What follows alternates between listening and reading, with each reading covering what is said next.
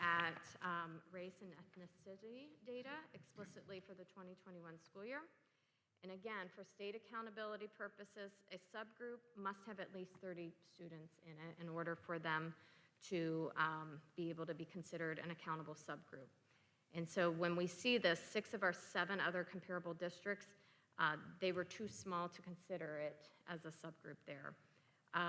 We, as a district, had 23% proficient for our Black African-American students, while the state was at 18%.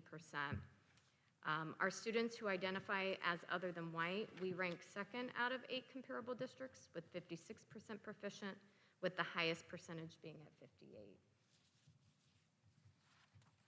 This then takes us into math. So we're going to kind of do the same thing with math, go through the 3 groups. Looking at M-STEP math, all students, the percent proficient for PPS students in our 5th grade is at 38%, which placed us 5th with another district among our comparables. The highest ranking in our comparable district was 52%, while the lowest was at 29%, and the state was sitting there at 30%. When we go into our students identified as economically disadvantaged, we see this at 14% for Portage Public Schools, again 8th out of 8, while the state is at 15%. And our final piece here that we look at, again through our race and ethnicity data, for that, again the subgroups, 6 of the 7 did not, their Black African American subgroups were too small to consider. In ours, our students who are identified other than white, we rank 2nd out of 8 with a percent proficient at 41%, with the highest at 43% compared to the state at 19%. So as you can see, our 5th grade ELA and math data is not where we want it to be.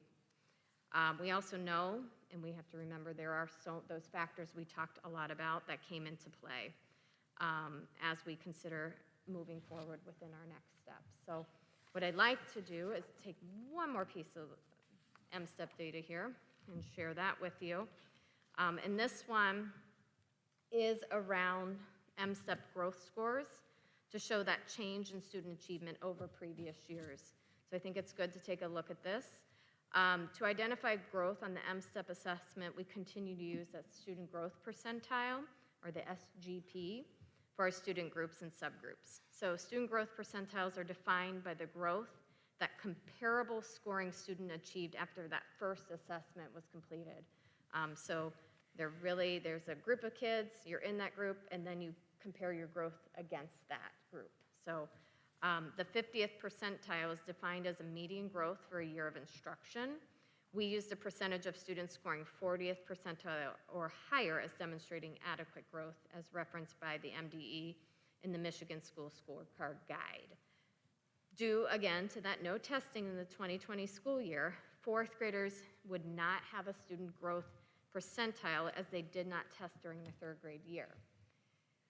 Again, now, this upcoming year, since they tested 4th graders, they will, as them 5th graders, finally have that student growth piece. Again, you can see a decline in the data from the 19 to the 21 school year, where we had only 72% of all 5th graders in PPS take the M-STEP. We also only had 64% of our students identified as economically disadvantaged take the test. So again, you're seeing that decrease here. We're seeing our 5th graders have the student growth, whereas our 4th graders won't. We will get that data for the upcoming year as long as they test as long as they had taken the test. If they didn't, then we wouldn't have that. So this impact is going to continue to go for a little bit on these cohorts of students. So before moving on to what are we doing with this, next steps at elementary, can I answer any questions on the data that we presented?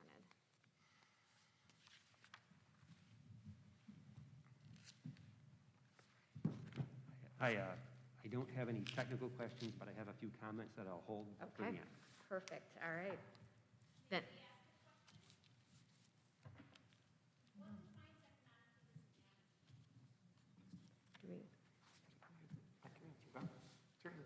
economically disadvantaged is defined, the only marker that we have is if they are free and reduced lunch. So they would have applied for free and reduced lunch. We also utilize our census data to identify, to make sure we're within the boundaries of the general student count for this area that would be represented by that. Thank you. So as we look at our next steps, what have we been doing? We have this information. We know students came back from being out. We had a transition there. So this really takes us to our important work of setting our next steps. We know the MSTEP data and our Acadience data for the 2020-21 school year shows the definite need for improvement. We also know that we must be careful and cautious about this information we collected during a traumatic and chaotic time for our students, our families, and our teachers. The impact of COVID reaches deep and it reaches wide for us as educators and families. Therefore, we have dedicated our time and resources to making sure our next steps are focused on best practices that are systematic and they're aligned with our 5-year continuous improvement plan.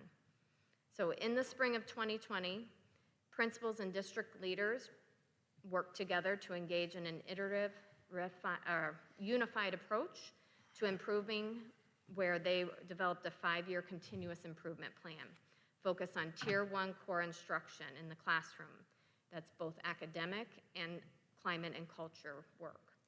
At the elementary level, through the continuous improvement process, there's dedicated time for grade level teams to use their fall assessment data to set a goal and plan for instruction.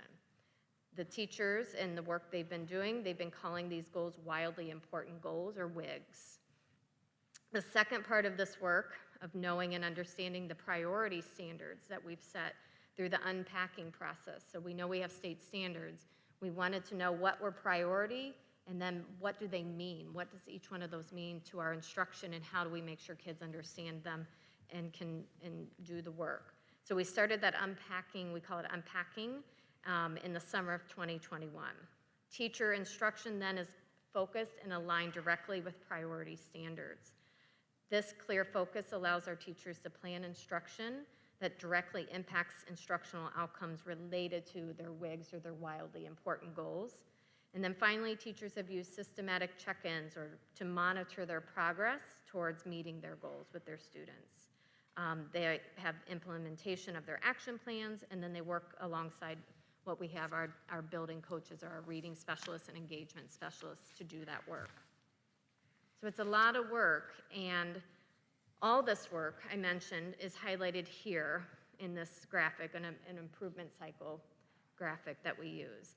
And you can see again that we have set goals, their action planning takes place, coaching around the goals are supporting the implementation, and then along the way they're checking in to see what progress has been accomplished and what might need to be adjusted.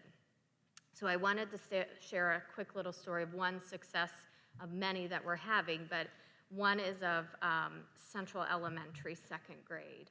And so their first year, so our first graders, last year was very difficult, as we said, due to COVID, and we know how important that first grade year is to reading and really connecting. While this group of students, as they came into the fall of 2nd grade, we had 57% of them below or well below on the Acadience correct letter sounds.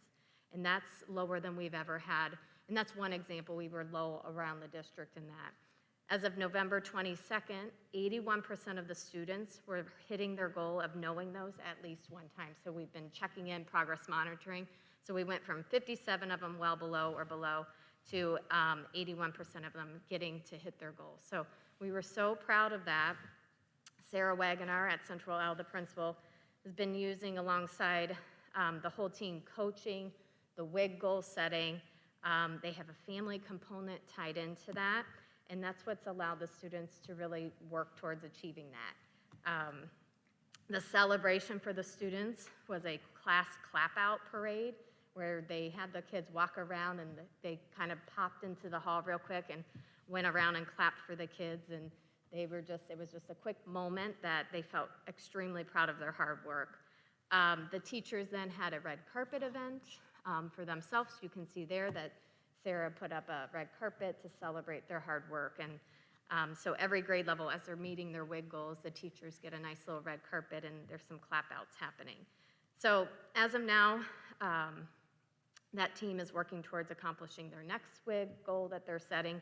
And so all students and staff, they're dedicated to this process. They see the impact of continuous improvement on the work that they're doing. And each of our, like I said earlier, each of our buildings are doing this work. And they're focused on using coaching, goal setting around priority standards, and moving that needle forward. We know this is the work that we have to do as a system, that we need to support it, and we will continue to evaluate it, to refine it through the continuous improvement process. And we're just, we're kind of in that beginning part of it, setting those goals, action planning, coaching around it. And if we can keep on that process, keep working through that system, we're going to continue to celebrate a lot of these successes in all of our buildings as we go along. So I do want to thank Melissa O'Keefe in our curriculum office for the data that she pulls together for all of us. I want to thank all of our elementary teachers, our coaches that are doing the work, our principals, our paraprofessionals, and all our other educators who continue to instruct our students, really helping them reach their potential here in Portage. And thank you to each trustee on our board for listening and your continued support as we navigate another challenging year with our students. And I am happy to answer any questions at this point after you have witnessed some of this. It's pretty concerning data, knowing though there's some things we have to watch out for there. So thank you.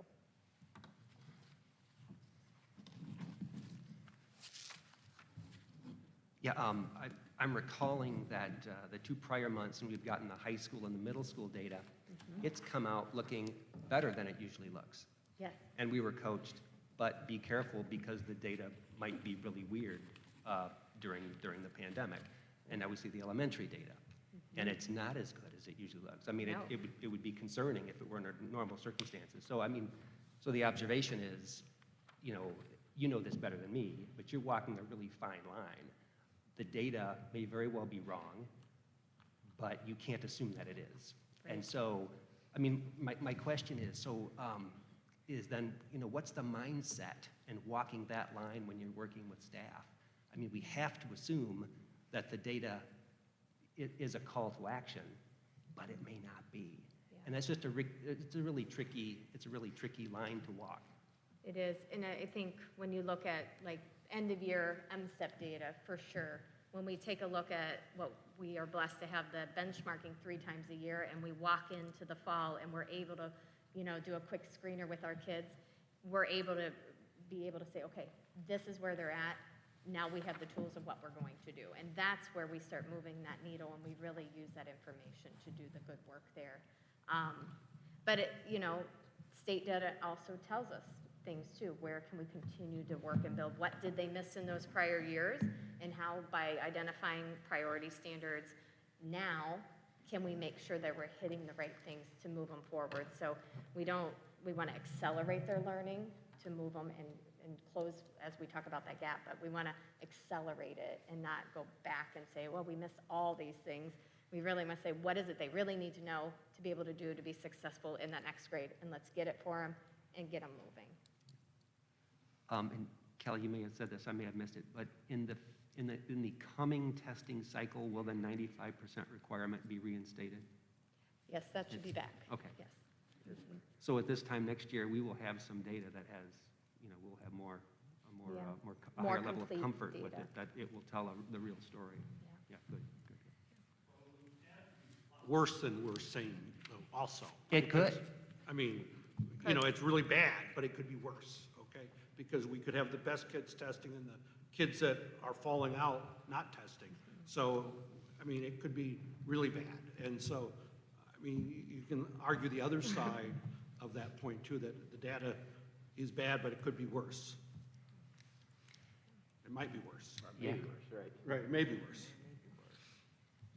In fact, they kind of have to assume that it is bad or worse. I mean, that's the only safe thing to assume to stay motivated and work There's nothing assuming on that it. it would be better, the data's not correct. Yeah. The data, with the assumption would be, it's really bad, but it could be worse than really bad, so. You know, just a comment, you know, when you think of the illness, the actual of the virus, you know, there's the spikes that come along, and I think we're going to come out of this. I'm very hopeful, you know, like in 6 months, you know, everything will be getting better, but I sense education is going to suffer a long-term illness, trying to get everything back on track, getting these kids back, everybody back in the groove, because you're going to have 5th graders at 3rd grade level, and you know, some 5th graders are going to be at 7th grade level, and it's just going to be, it's going to be a unique illness that we're going to be carrying in education and trying to get there. So it's going to be a long road.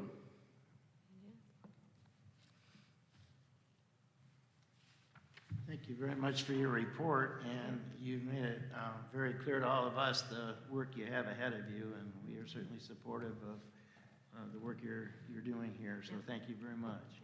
I appreciate it, thank you. We'll keep at it. Just an added comment, I think too, this shows us the importance of having kids in school. Absolutely. That the virtual learning for last year left us with some serious gaps, not just learning gaps, but the idea that there are lots of kids who weren't even tuning in. They didn't take the test. So we need to keep that in mind too. And we had a lot of kids who weren't in school and did come in for the very first time ever and took a test. So just thinking of that testing environment for them. Yeah. So they hadn't been there, they're walking in, taking a pretty high pressure test, and they're not feeling it, right? So again, another factor that we roll into it, so I appreciate that. Thank you. Okay, we'll move to our comments and communications section, and we'll start with comments by citizens, and our secretary, Dr. Celeste Shelton-Harris, will read our guidelines for public participation. Thank you, Randy. The board welcomes community input at our public meetings. When addressing the board, please conform to these guidelines as follows. Sign the speaker registration form at the beginning of the meeting. State your name and address. Limit your comments to 3 minutes. Provide a written copy of your comments and supporting documentation to the board secretary if available. Present your comments in a respectful and professional manner. Refrain from mentioning any student by name, and contact the superintendent directly regarding personnel matters. Board of Education members are not obligated to respond to issues raised during public comment. Normally, such issues are referred to the superintendent for follow-up. Thank you, Celeste, and we welcome our first speaker tonight, Kelly Sackett.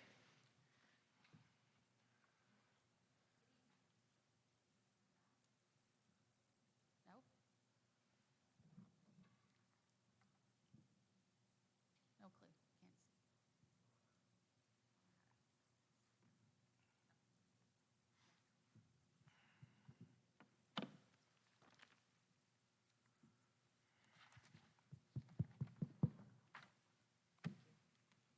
Good evening.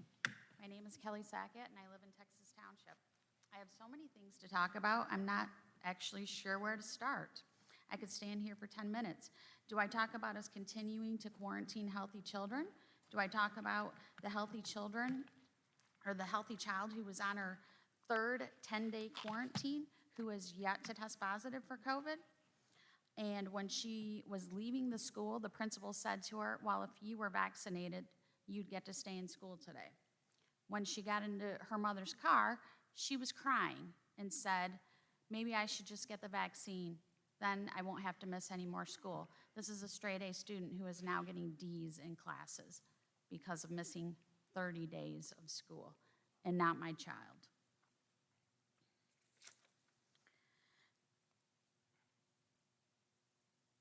We could also talk about the teacher who asked the class to raise their hand about who's been vaccinated or not. How is this even happening? In my eyes, this is discrimination at its finest.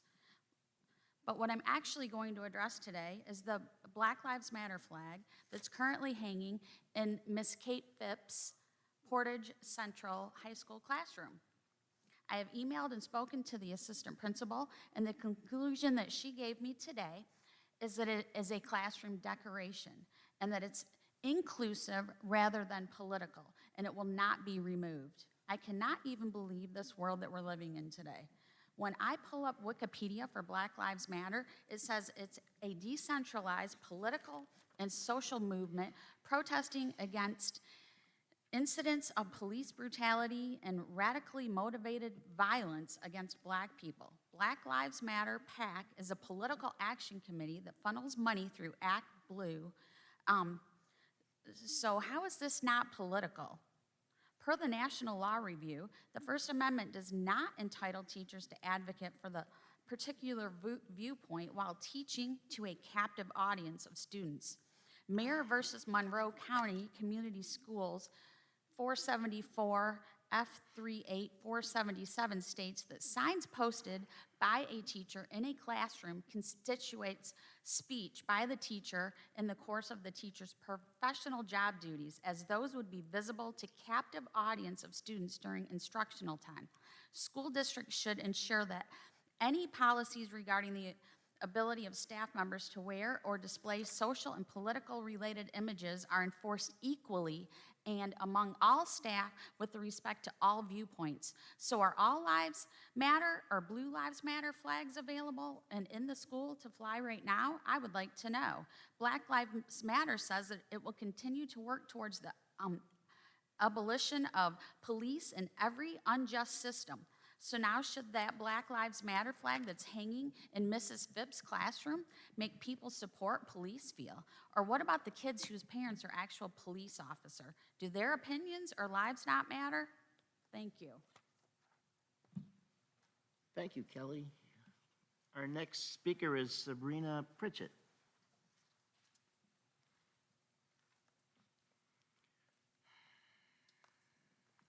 It's Sabrina Pritchett Evans. I'm sorry. I could stand here and give you more data on why masks don't work and how every trial prior to this hoax proved that masks don't work to prevent the spread of a virus. I could give you information on the health harm done by masks and distancing, how kids have increased anxiety, depression, bacterial infections, flu, other respiratory issues, and increased suicide. I could tell you that it's illegal because it violates U.S. Code 21-360 BBB 3, authorization for medical products for use in emergencies. Masks are a medical device under EUA, and informed consent must be obtained. The problem is that this isn't about safety nor health.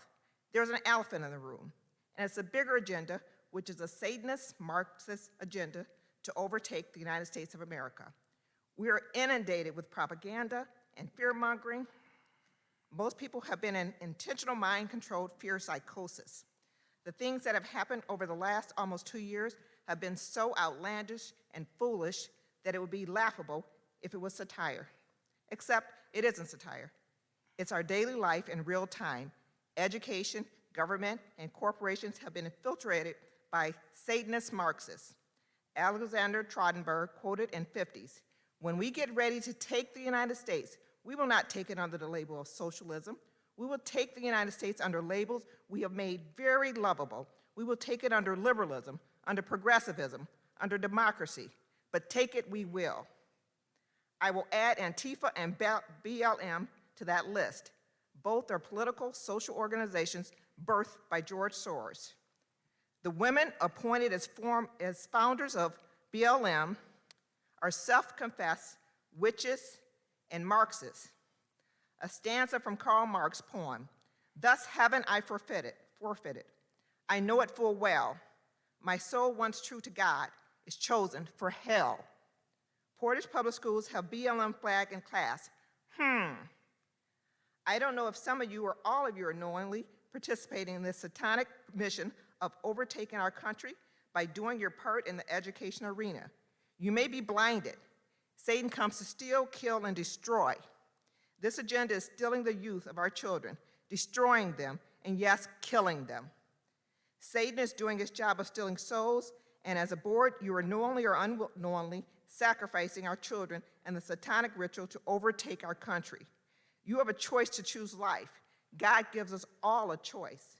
Deuteronomy 30:19, I call heaven and earth to record this day against you, that I have set before you life and death, blessing and cursing. Therefore choose life, that both thou and thy seed may live. We have before us darkness and light. If the majority continue down this evil path, you have chosen darkness, and you will have to answer to God. We are all here at this time and at this place for this battle. We're being tested. Will we stand for Christ, or will we lose our souls to Satan? End times are marked by widespread deception. Many are being deceived by Satan's lies of liberalism, under progressivism, under democracy, and under BLM. We must know God and commit to God. This is spiritual warfare. I pray for the school, our children, and our country, that more will awaken to this evil. Matthew 18:6. But whosoever shall offend one of these little ones, which believe in me, it were better for him that a millstone were hanged about his neck, and that he were drowned in the depth of the sea. Thank you, Sabrina. Our next speaker is Kim Harris, please.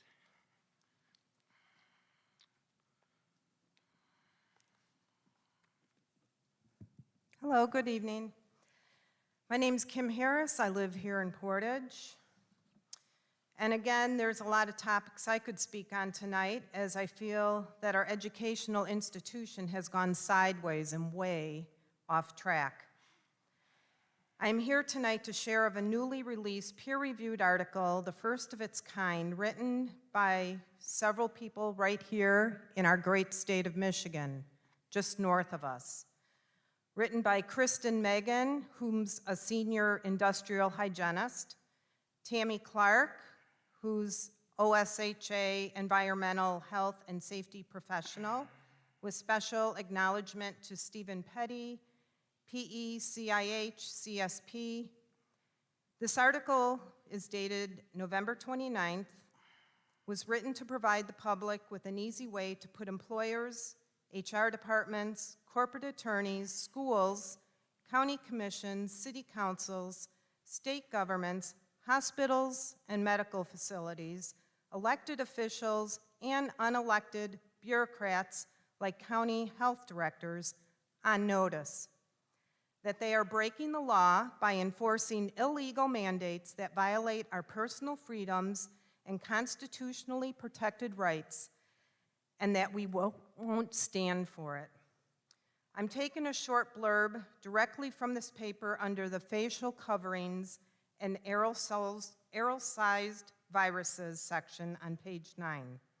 Quote, facial coverings are of particular concern for children for a variety of reasons, much of which is already known through OSHA's PPE and respiratory protection standards. Covering anyone's mouth and nose, restricting proper gaseous exchanges without following the strict protocols of the current standards is absolutely illegal and dangerous. This is why the standards exist in the first place. When it comes to applying a blanket one-size-fit-all face covering mandate on children, this should be considered criminal. It is nothing less than child abuse to restrict a child's normal breath, causing many well-known medical issues such as hypoxia, hypercapnia, headache, fatigue, irritability, difficulty focusing, increased infection rate due to perioral dermatitis, which is bacterial infection in the mouth and on the skin, increased infection rates due to fomite and cross-contamination, which is children are dirty and germy, and they constantly touch their masks, creating serious contamination issues, and many, many more known documented health hazards of prolonged mask wearing. The existing settled science demonstrates that masks do not stop the spread of aerosol infectious respiratory diseases, and in fact, they actually create a greater hazard, increasing infection rates. If school superintendents and boards will not relent to parents' demands to unmask their children, they should be recalled immediately and replaced. Parents, unmask your children. They Thank should you, be Kim. 3 recalled minutes. Thank you immediately very and much. replaced. Parents, your children's health is in your hands, and nobody is going to do this for you. It's up to you to stop this and protect your children. No child should be forced to restrict their normal breath. Thank you, Kim. Now, several of you know me. My daughters were in school with your son, Terry. Dr. Celeste, my daughters went to North Middle School. I'm a taxpayer. I don't have children in the schools right now, but I am a grandmother. So I am here speaking for my grandson, who is only a year and a half old. But if this is the direction that our schools are going, God help me, he will never be in a public school ever. Thank you, Kim. I have a paper.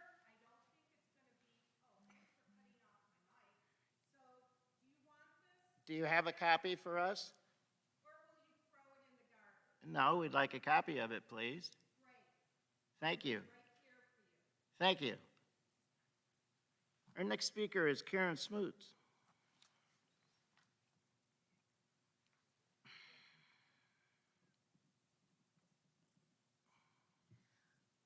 Okay, I don't, you've heard enough about masks. I am not going to stop coming, although making a decision to remove my kids from Portage Public Schools is probably the next step. It frustrates me because my tax bill is unreal, so I feel like I should have a voice, and so should every taxpayer. I own 5.5 acres in the city of Portage. You do the math. So paying an exorbitant amount of taxes should give us at least a little bit of say and maybe, you know, what goes on, or at least have a voice. Because the local education, the LEA, I'm not really sure what the acronym is, gave public schools the direction to plan for a safe return to public instruction and encourage public comments should be sought in a manner that is consistent with your existing local procedures. But number one on the list is universal and correct wearing of masks, which I've really come to the conclusion that you have no intention of unmasking our kids. However, I sat here thinking about what I would say, and if I had an exorbitant amount of money, I would start a school. That's the first thing I would do. And I would start a school, and I would figure out how to take these kids out of the school system that want a different environment. Because to be truthful, I don't think one of you, right, has kids in school today. Do you? Who? Who does? Just you, one of you, one. You have no idea what us parents are going through today with the kids that are sitting in these classrooms, unless you have kids in that school. You have no idea what it's like to drop your student off at the turnaround every single morning and them tell you that they hate going to this school, that the teachers suck, the school sucks, and it's miserable. Every single day. He's a straight-A student.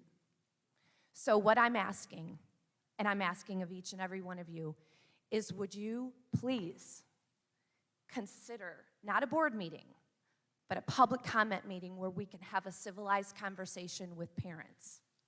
We have provided you with clinical data. I have another one that's here from the New England Journal of Medicine that is testing CO2 with kids wearing masks. It's beyond OSHA standards. But as an educated woman, I'm asking you to sit down with these parents that have taken their time. We're not going anywhere. So we can fight at every school board meeting, and you guys can sit there and fall asleep with your eyes closed. You can ignore us, or you can work with the community. And I know that there are parents that want their children to wear masks. I have no problem with that. But there are parents that don't want that, and there are kids that don't want it, and they're bullied at school in your buildings because they're not following what everybody else wants them to do. Every single district around here allows for parents to be heard in the interaction with their school board, except for this one, and I don't understand why. I've lived here since 2004, and never once did I dream of standing in front of a school board that absolutely ignores the parents. 3 minutes. Why Karen. can't there be? Karen, thank you. I know I'm at 3 minutes, but what is the conclusion of having a meeting like that? We haven't discussed it. I don't know. I can't tell you right now. Can we put it on an agenda for you all to discuss? We'll see. I have to talk to the board. Thank you. Do you believe, I guess, as a consensus, that that would be a good idea? I mean, you do have a lot of angry parents in this district and prior angry parents that have pulled their kids. I don't know. You're the board, right? We're supposed to look for you for answers, and you're supposed to have our children's best interest in mind for all, not just for subgroups, not for underprivileged or indigent or whatever we're calling it today, but for all. It doesn't matter the socioeconomic standards that I should have the same education as somebody who doesn't have a roof over their head. I mean, right? Karen, we need to move on to our next speaker. Thank you. I'll follow Our up next with an speaker email is Dan asking for a Corradini, date. please.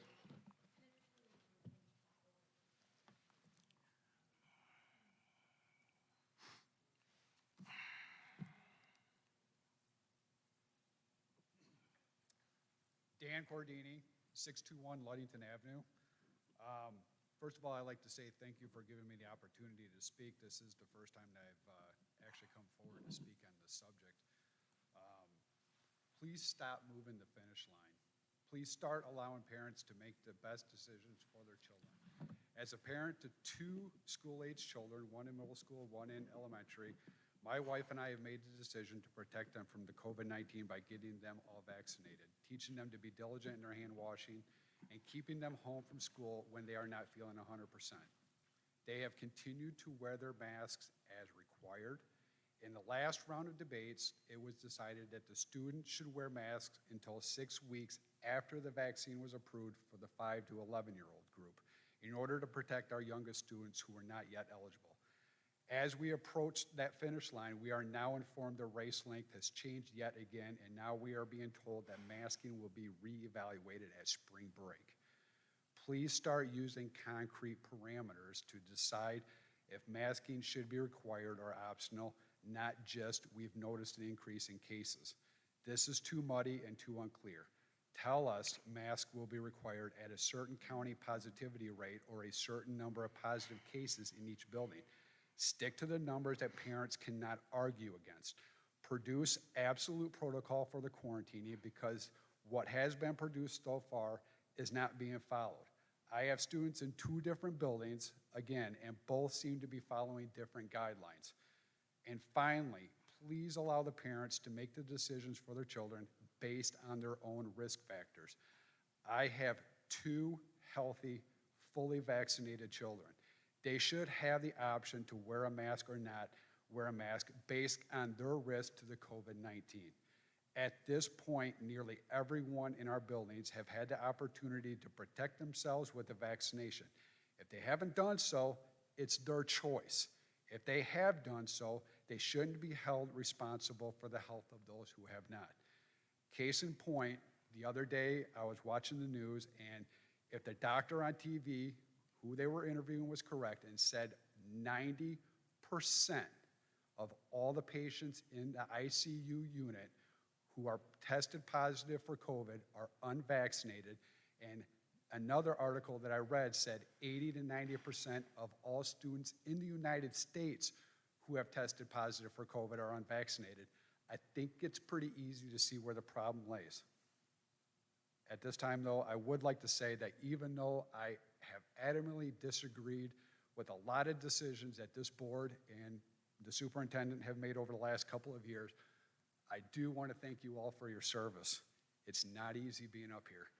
I understand it firsthand, and at this time, I want to wish Merry Christmas and Happy New Year to everyone. Thank you. Thank you, Dan. Thank you for your comments. We appreciate it. Our next speaker is Kimberly Larson, please.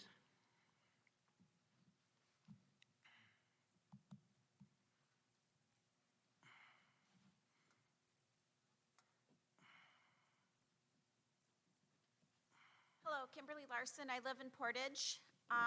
excuse me, I'm a bit tired this evening, so if I ramble, that's why.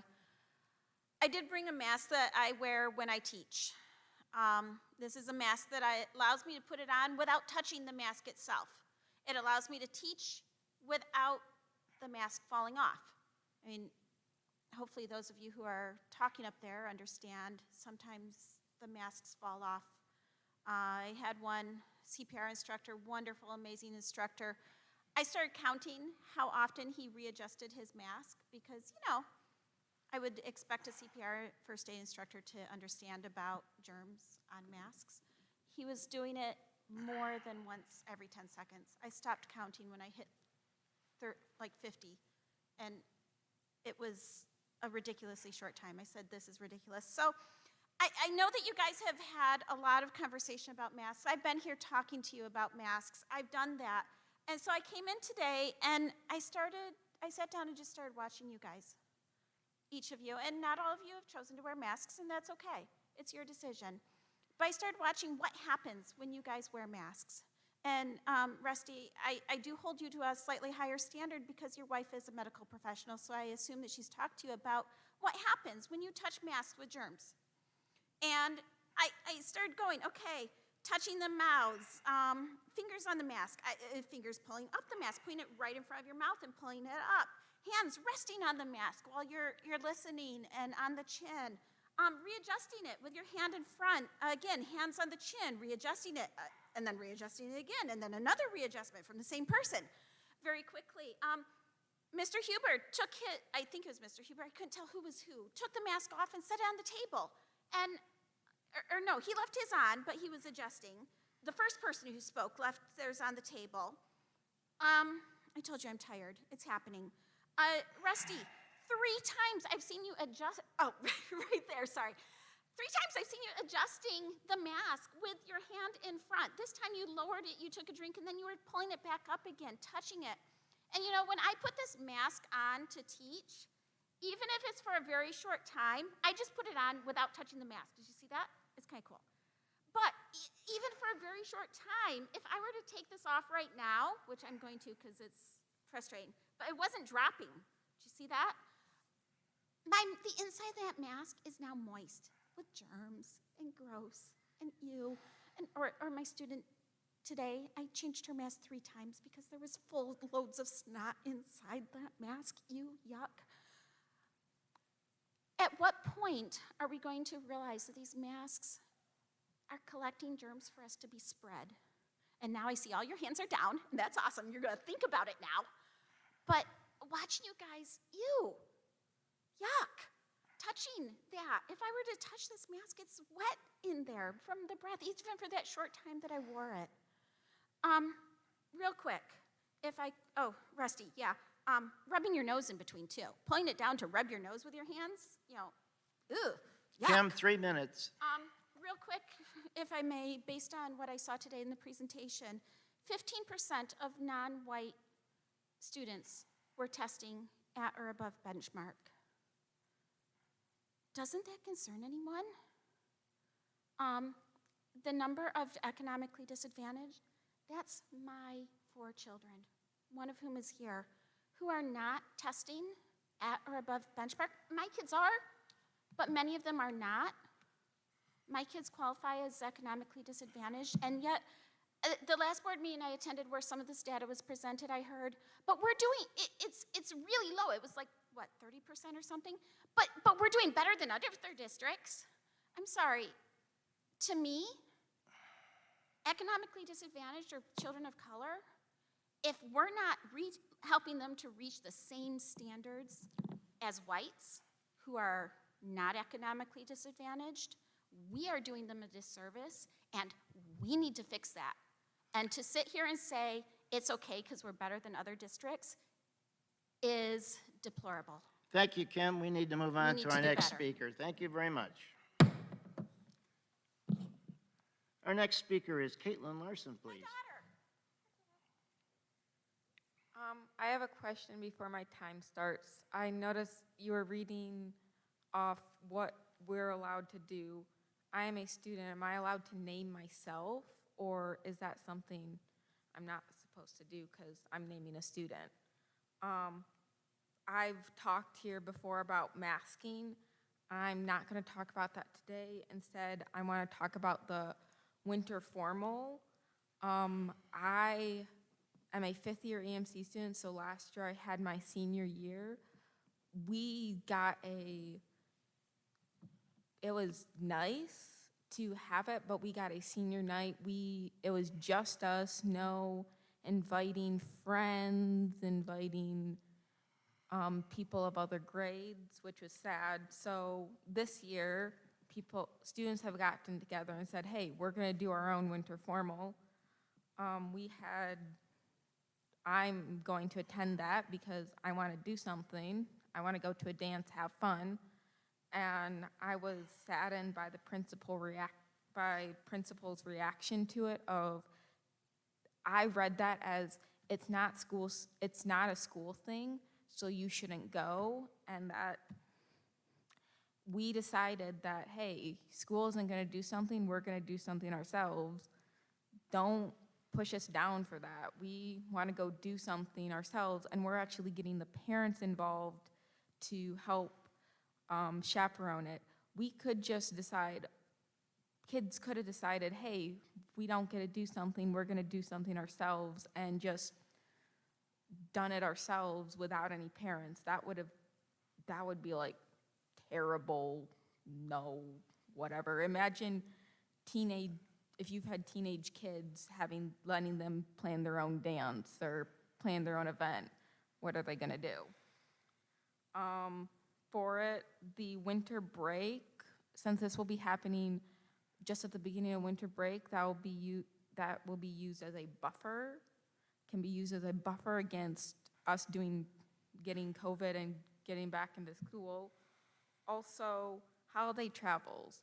If you're suggesting that we don't go to the dance, what about kids going holiday traveling afterwards, traveling all over the country, other countries? Are they gonna, if they pick up COVID and bring it back, they're getting even less of a buffer time. Talking about virtual school, last year I had friends as seniors who just gave up. They're like, why do virtual school? They gave up, and I got to graduation stuff and found it surprising. Most of my friends had just given up and weren't actually going to be graduating. That makes me really sad because I was excited to go see and graduate with them, but they couldn't. My mom did say I am part of that, though ED, can't remember what it stands for, that economically disadvantaged group. I've gone through all my years of schooling having the free lunch, so not even the reduced price, the straight up free, and I don't see a lot of stuff for it. I've been a pretty well B student, and it's this thought of, okay, she's a B student, she's doing fine, we don't have to do anything, no matter about anything else. I am getting neurological testing because with me going on to higher education, I want to have something, and when I do get tested, if I do get told I have something, you can probably expect me to be back here talking about what I would have wished to have happened for me being recognized as stuff, because I've talked to my ex-stepsister, and she's like, oh yeah, you totally had behavioral problems. Nobody at school noticed that. It was, oh, she's a B student, she's fine. Thank Kim, you. 3 minutes. Thank you very much for your remarks. Our next speaker is Aaron Steensma.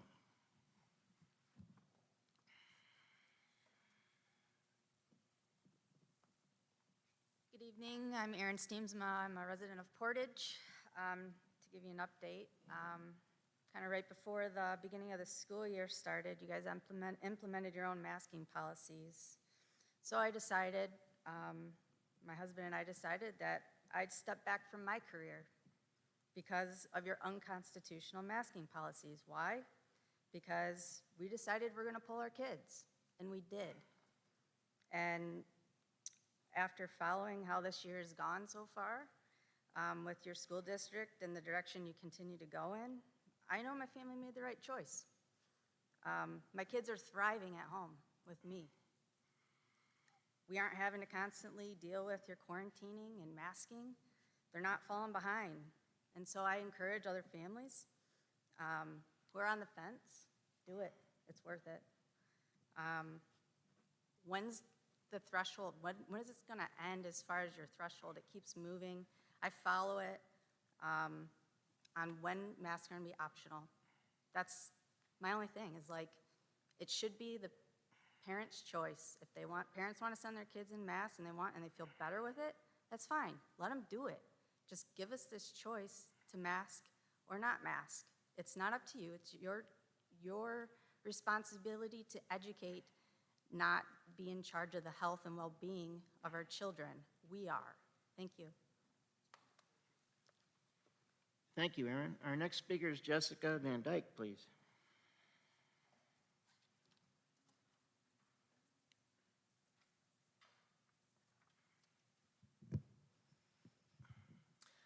Good evening, Board, Superintendent. Thank you for hearing from us tonight. So, a friend of mine who's a teacher in Portage got COVID about a month ago. The principals at her two daughter school buildings gave her two different dates for when the girls could return to school. While technically masks are optional for extracurricular activities in Portage, the coaches, teachers, and directors in charge of the programs have been making decisions on their own for their own areas, which have been inconsistent across buildings and activities, and likely reflect the adults' personal feelings on the matter rather than any sort of set protocol. This new quarantine policy is an improvement from what we have been doing, at least if we follow it correctly, see my first point. But it's still concerning that the district does not seem to be allocating test kits appropriately, and then the parents have to shoulder the cost of the test kits in order to keep their kids in school, which seems like a textbook violation of the free and appropriate public education that our children are entitled to. And now, Portage leadership has decided, with no public comment, no board approval, no parental input, to mask our children indefinitely, and saying we have to do it to avoid the quarantines that we've already been doing all school year, that have been causing classroom and building closures, even though we have had universal masks this whole school year. This rule by executive leadership needs to end. We have a school board in place to provide accountability to the administration, and the school board's choice to cede this accountability so that the administration is making decisions without board approval, it made sense in 2020 when things were changing quickly and we needed to not have to wait for a board meeting in order to approve a decision. But 2021 is now drawing to a close. We have to assume nothing much is going to change with COVID, that we will have times with higher and lower case rates, but thankfully, we have vaccinations available to any school-age child and to all adults, and that provides personal protection to anyone who desires it. There's no longer a need for the administration to be able to act quickly without board approval. It's past time for the board to pass a resolution to return to standard practices where the administration's decisions are subject to board approval and to public comment. It's your job as the representatives of the community to set policy for the district, and the board continues to choose to sign away its right and obligation to scrutinize policy decisions in regards to COVID-19 policies. This is literally your job, and you're not doing it right now. As far as the masks go, as many have said already, it's just time for them to be optional. Vaccines are freely available to all school-age children and to all adults in the schools. Whenever it is that Portage shifts to a mask optional policy, it's going to be done in a world where COVID is still a thing. The idea that we can just wait and then maybe it won't be an issue anymore, that's a fantasy. It's not going to happen. We can use test to stay, as we described, and we can keep kids in class. And it doesn't matter if they're wearing a mask or not, because we would be doing the test to stay. This is what other districts have been doing. Our priority doesn't need to be having the lowest positive case rate in the county. Our priority needs to be providing the best unrestricted education to the children that we can as a district. That needs to be our priority. Since, evidently, vaccine availability for all ages in schools is not a sufficient off-ramp for Portage to shift to mask optional policies, then we need to know, it needs to be made clear, what is the off-ramp? It's unprofessional and it's incredibly unfair to the children who are actually bearing the brunt of these decisions to give a nebulous promise to reevaluate in a few months, as if things are going to significantly change in that time. They're not going to significantly change in that time. There's going to be ups, there's going to be downs in case rates. We have to move on in life despite that. A so-called plan with no real timetable, metric, or off-ramp, it's not a plan, it's just a series of reactions, and we need to do better than this for our children. Thank you. Thank you, Jessica. Our last speaker tonight is Joanna.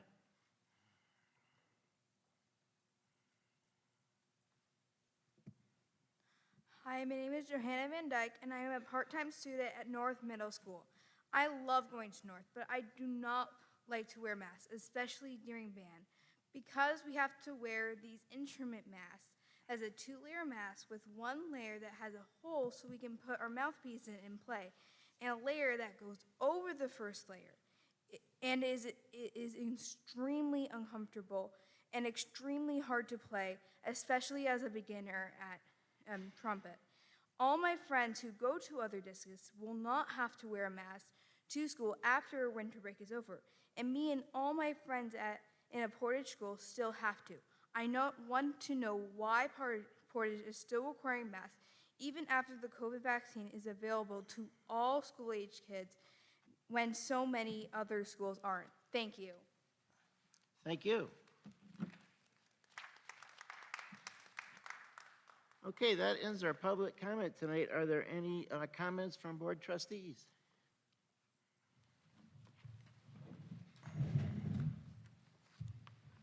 I guess, Randy, I'll just start, and once again, seems like my monthly thing to thank the staff, Mark, your team, the teachers, the busing people.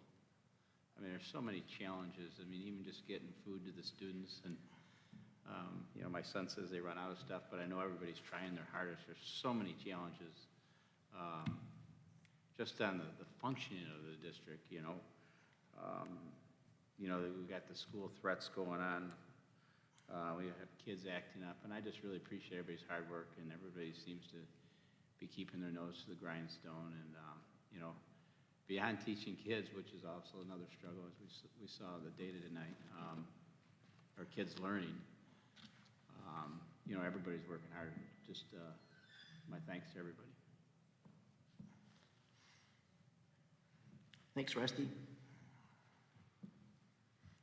Just want to say it was a pleasure to attend Portage Northern's Holiday Collage concert on Friday night after not having it last year.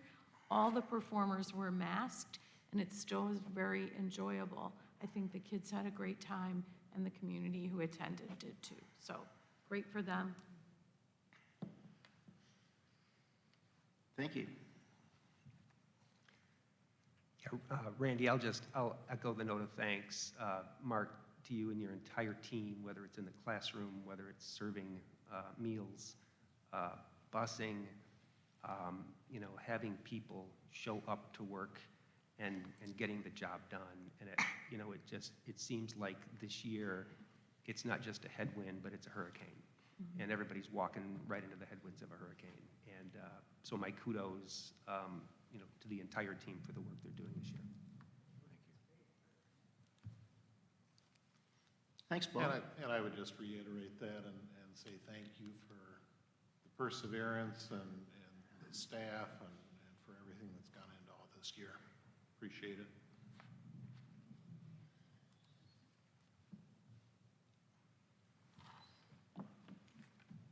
Anyone else? I think everything's been said that I was going to say, so. Well, I appreciate the thank yous, and yeah, we can't say thank you enough to all of our people in the buildings who are working with our students and putting up with COVID and everything else that's going on in those buildings with transportation and food and, you know, personnel shortages. I mean, it's not a normal school year, and we owe everybody who's working with our kids a debt of thank you, that's for sure. And we hope they're all looking forward to winter break and get some well-deserved time off. And thank you again for everything you're doing for our kids to keep learning continually. Thank you. Are there any committee reports tonight? Okay, well, I've got a couple reports that I got to do.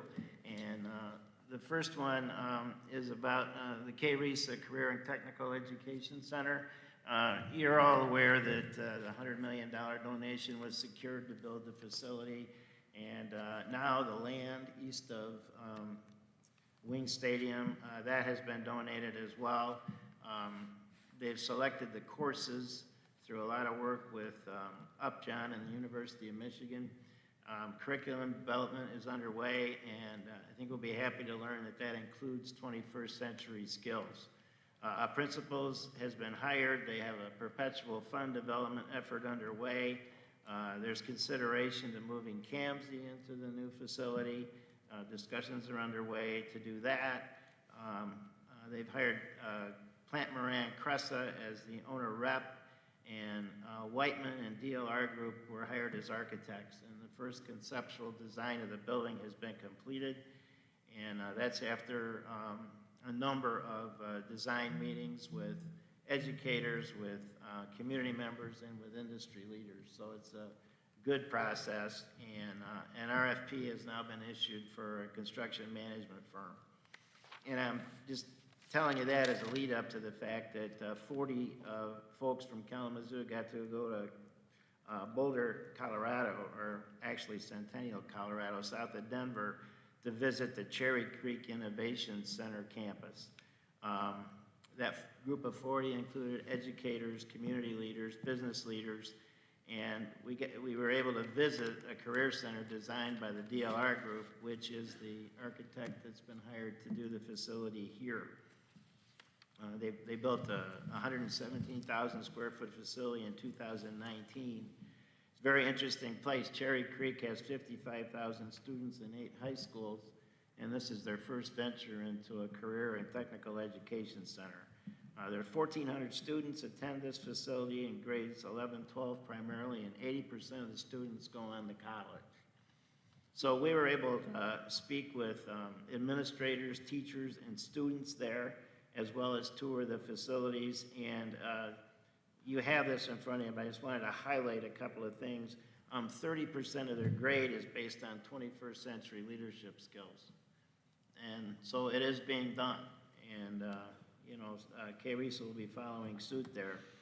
It was very interesting talking to the students because they spend a half a day at the Career Center and then a half a day at their regular high school, and they were asked what they bring back to their high schools. And they said when they go back to their high schools, they bring leadership skills. And these kids were talking about having a growth mindset. I think that was pretty interesting from kids in high school. Anyway, it's quite a facility and quite a program they have going on. The second page of your handout shows the general design of the building and the 8 different career paths that are housed there. They also have an aviation program there. And Sarah Grobel was the assistant superintendent, and she was in charge of this Cherry Creek facility. And her quote there, she says, "This is the first project I've worked on that I truly believe will change education for tomorrow because we created a new building type that is neither education nor industry, but a combination of both." So they've been very successful, and they're contemplating building a second and third facility right now. So anyway, just a little update on what we did. And Mark went on the trip, and Mike Huber, and it was really worthwhile. We learned a lot of things. You guys, you sent me to that Michigan Association of School Board meetings, to vote and everything. Yeah, I did, and I went to class too, and the handout from that class is provided for you. This was a DEI class, and it was taught by 3 former superintendents, and I just thought you'd find some of the information interesting. But what was really interesting was the keynote speaker they had, a guy by the name of Brandon Fleming. He's the assistant debate coach at Harvard University, and he's the founder and CEO of the Harvard Diversity Project. And he was a very inspiring speaker, and he talked about the book he wrote and was published this year, Miseducated, a memoir. And it was about one man's transformation from a delinquent drug dealing dropout to an award-winning Harvard educator through literature and debate. It just an incredible life that he had. And just some of the takeaways from this, he says that industry creates products around customers' interests. They know what their customers want. They understand the customer. And his point was that teachers need to know where students are coming from. Young people are not disinterested, they're not engaged. And to the point, educators can't reach kids they don't understand. Content isn't the problem, connection is the problem. And it really goes to a lot of the, the elements of DEI. And love and empathy change people more than education. Teachers should love kids more than the subject. His point was, it's not the content, it's heart. You gotta love your kids first and teach second. So, and if you get a chance to read the book, do it. It's actually an incredible read, a young man with an incredible life. So that was a lot more interesting than going to that meeting and casting those votes. So I thought that'd be a better update, Anybody else have any other updates? And I guess we've covered it all, right? Yeah. Well, Okay. Randy, just thank you Yes. thank you for the great review on that stuff. Certainly. I mean, this is wonderful. Thank you. Okay, we're now moving to the consent agenda, and that's on page 7. Are there any changes to the consent agenda as presented? Hearing none, the consent agenda is approved, and that is just the minutes of the November 8th Committee of the Whole work session. We'll now move to our action items, and it begins on page 44 with approval of the summer tax resolution. Is there a motion, please? President Van Antwerp, I move that the Board of Education approve the annual summer tax resolution as presented. Is there a second? A second. Paula went over this with us at our last meeting. Is there any discussion? Okay, then, all in favor, please say aye. Aye. Opposed? The motion passes. The summer tax resolution is approved. Our next action item is the superintendent's contract on page 47. Is there a motion, please? Mr. President, I move that the Board of Education modifies the current superintendent contract of employment to increase compensation and extend the contract for 1 additional year. Thank you, Bo. Is there a second? Second. Any discussion or any questions about what's presented? I'm excited that our superintendent's sticking around for a year, so thank you, Mark. Everybody asks me when Mark's gonna retire, and I'm like, we're in some tough times right now, and we're happy we have your guidance. I mean, I couldn't imagine doing a superintendent search right now. So thank you, Mark. Right, we would, well, I will speak for myself, but probably for all of us, that we would love it if Mark were here through the full term of this contract. And then some. Yeah.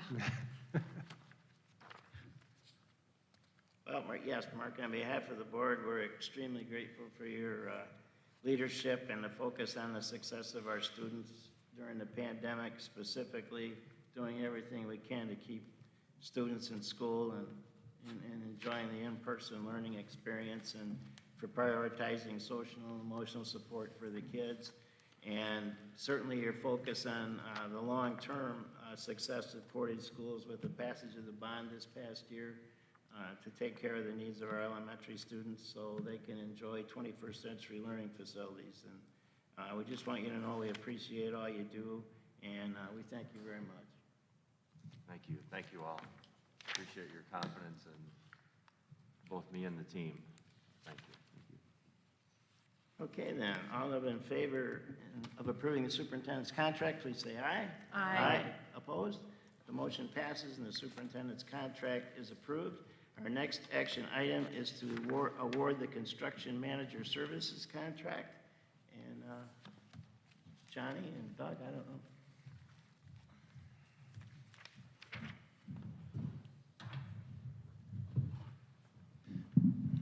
Thank you again to the school board and Superintendent Beeline. I am joined tonight with Doug Phillips from Plant Moran.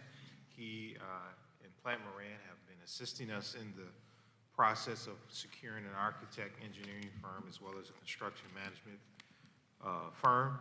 Tonight, I recommend that the Board of Education award the construction manager services to Owens Ames Kimball, or OAK, and authorize the administration to negotiate contract terms and conditions under the guidance of the district's legal counsel. Our most recent bond was passed August 3rd, 2021, and Plant Moran has been providing the services that I've explained. Our request for proposal, or RFP, for the construction management services were issued November 3rd of 2021. The school district invited 11 firms, and we've received proposals from the following 8 firms listed from AVP,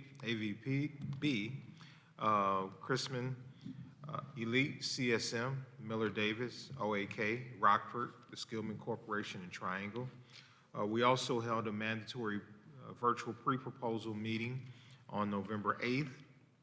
There were 3 addendums attached to the original RFP.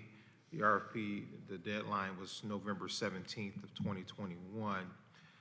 On our team, the proposals were reviewed and evaluated by our Superintendent Mark Beelang, myself, Director of Elementary Education Kelly Jensenius, Director of Technology Dan Vomastic, Director of Finance Paula Johnson, and our Maintenance and Facility Manager Steve Phelps. Now I'm going to ask Doug to just to give a little bit more of a background on the criteria that was used in the evaluation process. Thank you, Johnny.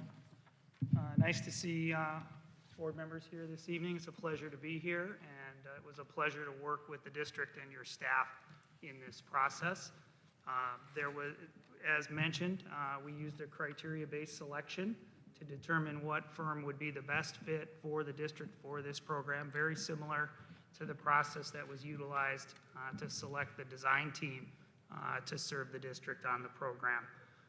There were several criteria involved in that evaluation. They included the experience not only of the firm, but of the specific individuals those firms have proposed will be involved in the project. And that experience was judged on its relevance to the construction of facilities that are part of this program, principally the new elementary schools. We asked the firms to discuss their approach to working together as a team with both the district and the design consultants and other entities that'll be part of the work. The committee reviewed that aspect of the responses. They were also asked to give specific detail on their experience and their approach to working on these occupied elementary school campuses. As you know, several of these projects will be built adjacent to operating elementary schools. That is a very important aspect of that work, is making sure that those sites are safe and secure at all times, not just during a school day, but those elementary schools, those playgrounds serve almost as parks in those neighborhoods, and so they've got to be managed all the time. So that was part of that evaluation. We also asked about their approach to dealing with supply chain and labor shortages in the current market, as well as their approach to the project schedules.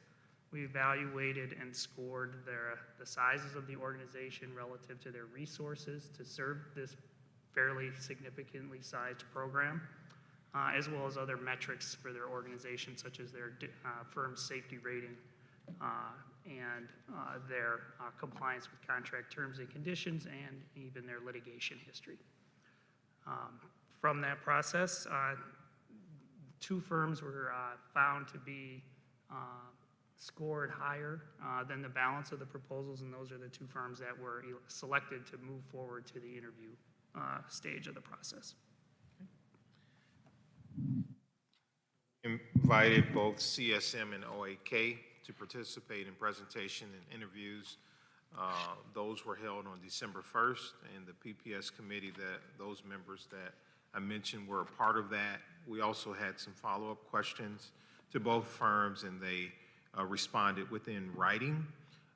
As an overall committee group, we agreed that OAK would be the best firm for our decision, and there are several reasons that led to that. First, their work is primarily focused on K-12 school construction, with the vast majority of their work in this particular market sector. They delivered on our projects from our 2015 bond program in a collaborative way with PPS, and they proposed to return the majority of that team for this particular program, including the principal leadership. Their knowledge on PPS in terms of our culture, expectation, and standards will allow them to hit the ground running on this program. They've also worked extensively with Tower Pinkster, who is our architect engineering firm, and a vast majority of those projects they've partnered together. OAK has a strong understanding of working safely on district sites with detailed site access control and logistic plans, demonstrating their commitment to this important focus. And also, finally, OAK is headquartered here in West Michigan with a branch office in Kalamazoo and has significant resources to support this program. I'll be happy to answer or any questions from the board.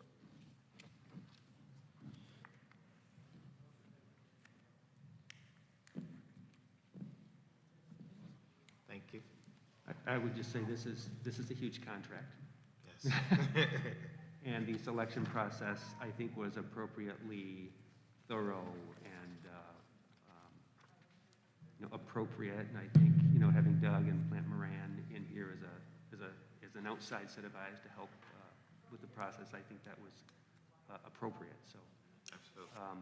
And I would also say that all of those candidates are well-respected, known firms. So, Yes. sounds like you've had a good process here. Yes. Oh, and one more question. So the motion is to negotiate a contract. Will the final contract then come back before the board? Yes, so this would allow us to move forward with negotiation. And the negotiation takes a little time, but yes, the final contract would be approved by the school board.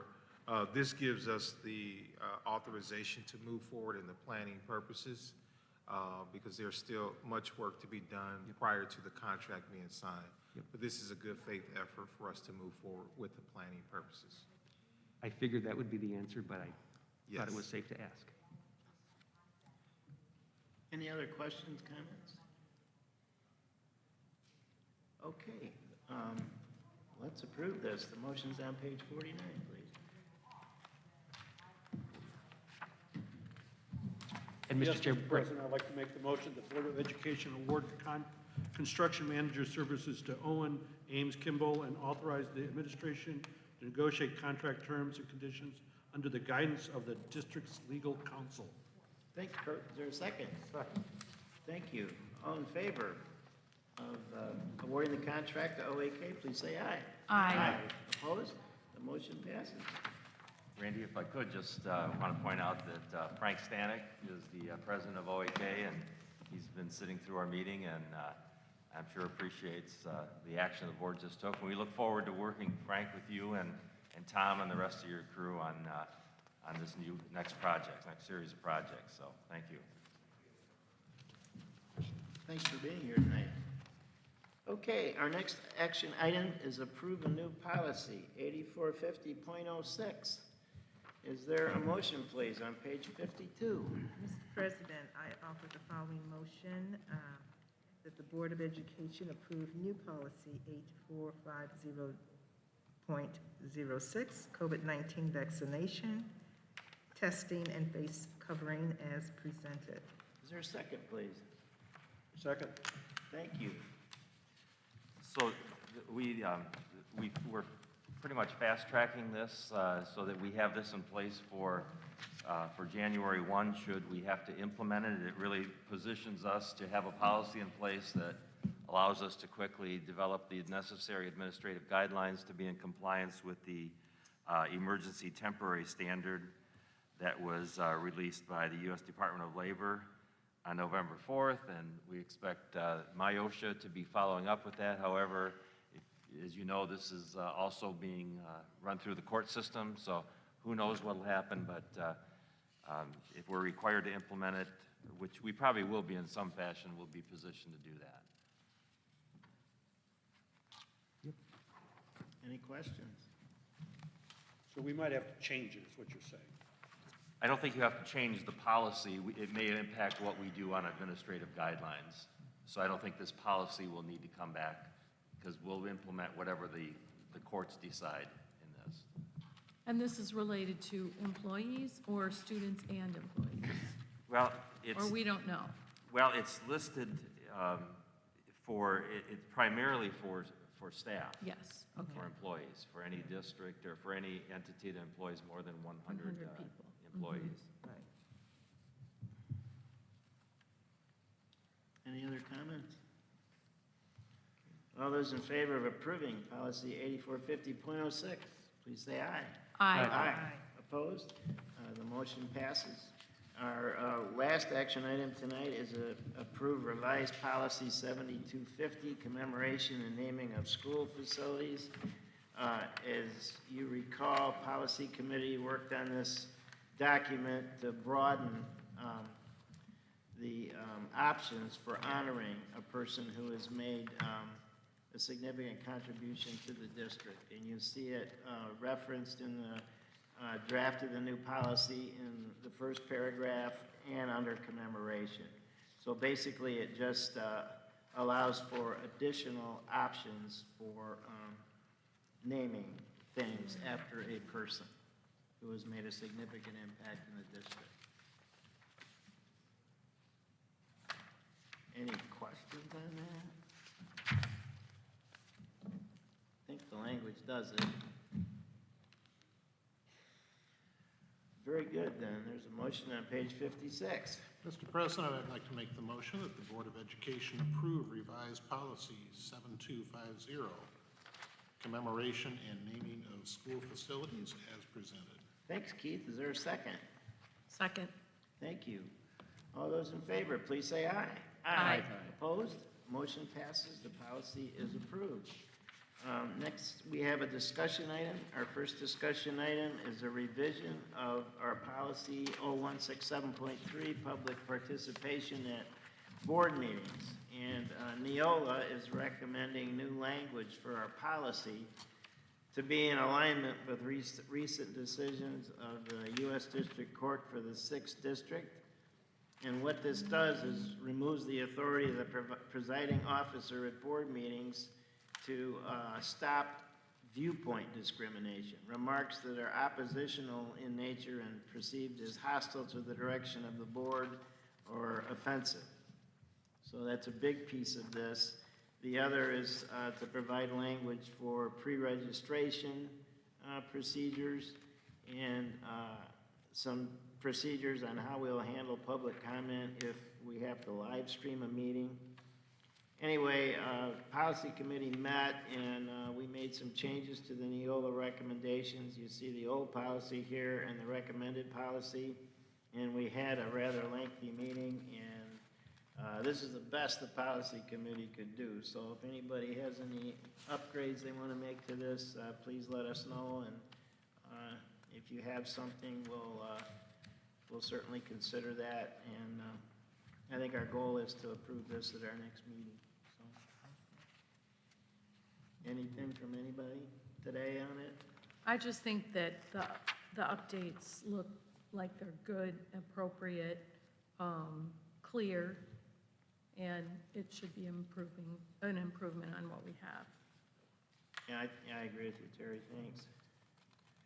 Okay, the last item on our agenda is to approve a bus purchase. And I guess we'll ask Johnny to tell us about this one and see which direction we want to take. We're going to have to get you a seat up here, Johnny. Absolutely. Thank you again. I am recommending that the Board of Education approve the purchase of 4 77-passenger buses and 1 lift bus from Holland Bus for a total of $528,887. And this would come from our 2019 bond fund, our proposal 1 unallocated contingency, and that list was shared earlier today. Our regular replacement schedule calls for 6 buses to be replaced annually. We continue to see buses that require costly repairs. Because of this, we are recommending the purchase of a total of 5 buses. We believe that this will assist us in avoiding major repairs before the regularly scheduled replacement. This rotation or replacement would be completed in our normal process of evaluating our oldest and/or our highest mileage buses, which are beyond their life expectancy. The increased cost of these buses is due to additional safety features that we are adding and changing that were made to the specifications of the buses. The new buses will include additional backstop signs, reverse cameras, stability control, and air disc brakes to improve the safety for our drivers and our students. In prior years, we have purchased stock or standard buses, and the recommended buses tonight will be customized. The recommended buses will use gasoline instead of diesel.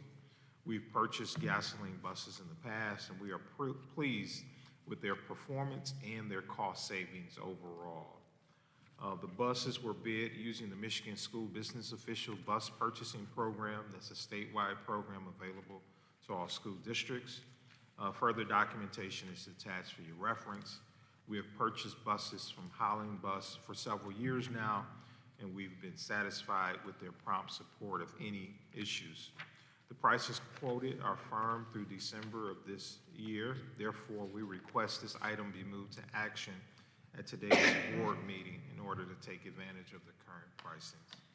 I'll be happy to answer any questions from the board members related to this recommendation. Johnny, do you know if this is the last of the bus purchases for this bond? This would be the last, yes. And then future bus purchases will obviously come to the next bond. Correct. That is correct. And we do think 5 is adequate? I didn't hear it because 5 buses is adequate. 5 would be adequate, yes. Thank you. And we're moving up schedule, right, basically? Because these buses shouldn't be really retired till a year from now. Correct. So Right. by the time they are customized and delivered, it will be well into next school year. I mean, regular cars are taking a long time, but yes, school buses, these would be during the 22-23 school year at some point. That's when they would arrive.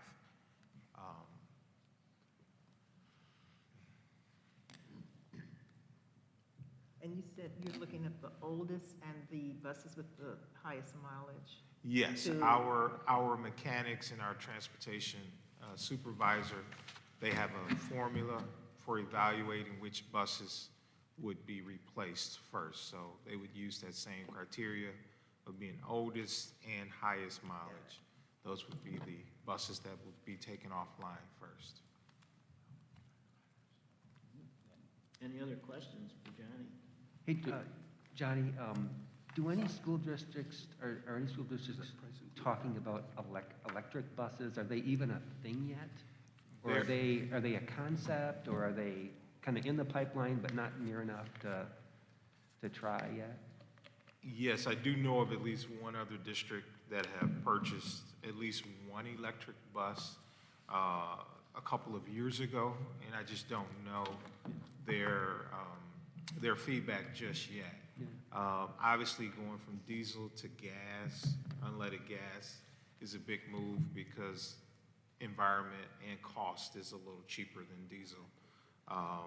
But yes, I do know that there's at least one district in the county that have purchased a couple, or at least one electric school bus. Thank you. And Johnny, have you guys looked into like autonomous buses? I'm a little afraid to talk about that one. You know, I think that's Oh, boy. quite a few years away. We could use them now, okay? Yeah, absolutely, absolutely. I'm not comfortable with an autonomous car for myself yet. So I don't know if I will be for a school bus, but. Yeah, right. Any other questions for Johnny? I think we're so inclined to move this to an action item. There's motions on page 66, please. President Van Antwerp, I move that the Board of Education move the bus purchase discussion item to action. Thank you. Is there a second? Seconded. Very good. All in favor of moving the bus purchase to an action item, please say aye. Aye. Aye. Opposed? The motion passes. And we now need a motion to buy the buses. President Van Antwerp, I move that the Board of Education approve, as presented, the purchase of 4 77-passenger buses and 1 lift bus from Holland Bus for a total of $528,887, the funds for which will come from the 2019 Bond Fund Proposal 1 unallocated contingency. Thank you. Is there a second? Second. Thank you. Any discussion? All in favor of purchasing the buses, please say aye. Aye. Aye. Opposed?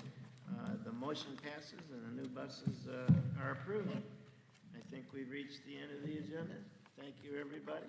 Enjoy a good winter break and be sure to turn in your board self-evaluations. Thank you very much. We're adjourned.